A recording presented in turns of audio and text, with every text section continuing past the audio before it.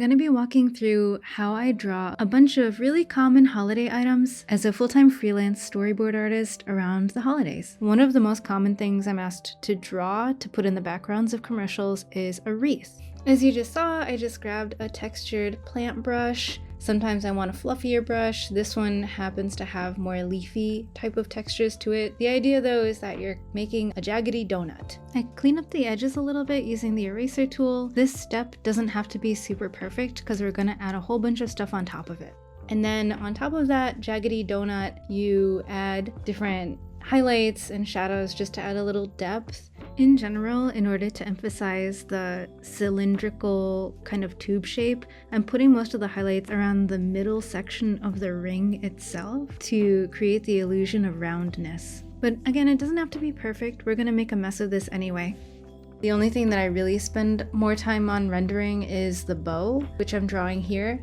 The rest of it, I just kind of allow it to be textural and just try to make sure that it reads from a distance. So this bow, I just outlined using the Procreate Symmetry tool. Then I adjust the shape of it. I didn't go for a super realistic shape in this case.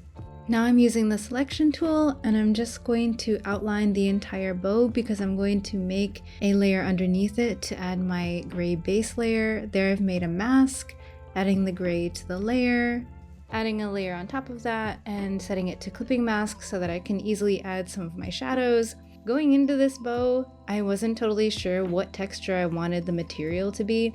I think that's a good takeaway for all of the drawings that I'm doing today, is that any object that you make, the first thing you should decide is what material is the object made of, and everything will be easier. In this case, I decided mid-drawing that this was going to be satin. I just kind of stumbled into it. So I added these shadows to the bow, and soon you'll see me adding highlights that are more shiny. Right now I'm just using more of a linear brush and just throwing them in, and then I'm using a smudge to blend it. And I just find that this technique allows for the highlights to remain bright and shiny without losing some of their form. With satiny, smooth, glowy kind of textures like that, the more lights, the better. So I add reflective light, filling up the shadows. I add extra highlights on top of the key light, which is the highlight here.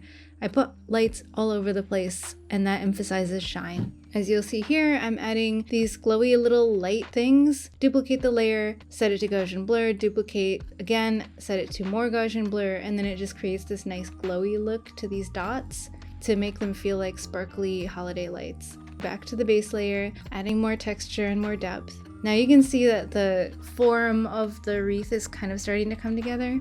Now I'm making a Christmas ball, and I'm doing this in the easiest way that I know how, which is just making a circle using the selection tool, creating some highlights here. The highlights don't have to be super specific. The only thing you need to keep in mind for like a super shiny ball is that you're drawing on a spherical surface. So just keep imagining that you're drawing across like a sphere, and that if every line that I'm making is kind of going around that form. And with a shiny thing, you want to make sure that the contrast between highlights and darks has a mixture of smooth gradation and some hard edges, because the hard edges are going to emphasize the shininess of the ball. More hard edges means it's more metallic and shiny and glassy, and then more smooth edges means it's more satiny and matte. Here you can see I've duplicated the group and flattened it, and I'm multiplying it many times and just throwing these balls all over the place. They kind of blend into the background of the wreath currently, but you'll see in a moment that I'm going to adjust the contrast, and once I adjust the contrast, everything's going to stand out where it needs to. For this particular wreath, I decided to throw some balls behind the base wreath with the leaves, and I just did that to fill things out. I know that realistically you wouldn't really have balls that were tucked away like behind it so much.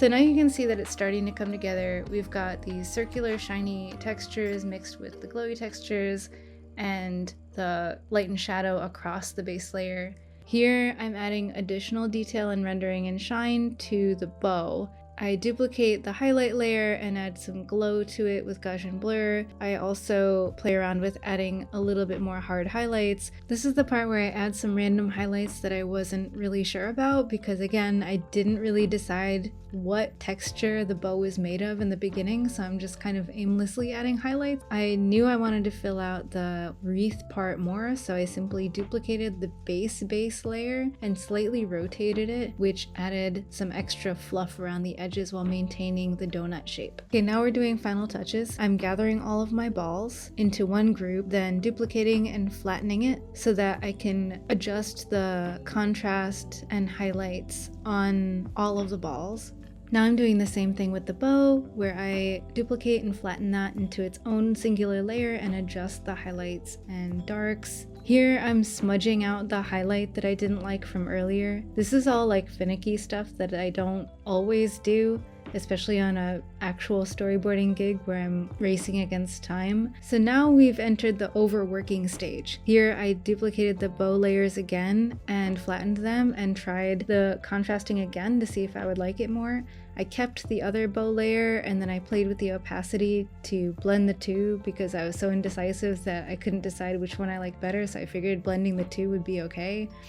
I got rid of the gray layer, put white instead, and now I'm gonna try to add a shadow, and I don't like how it looks, so I get rid of that, and then that's where we ended up.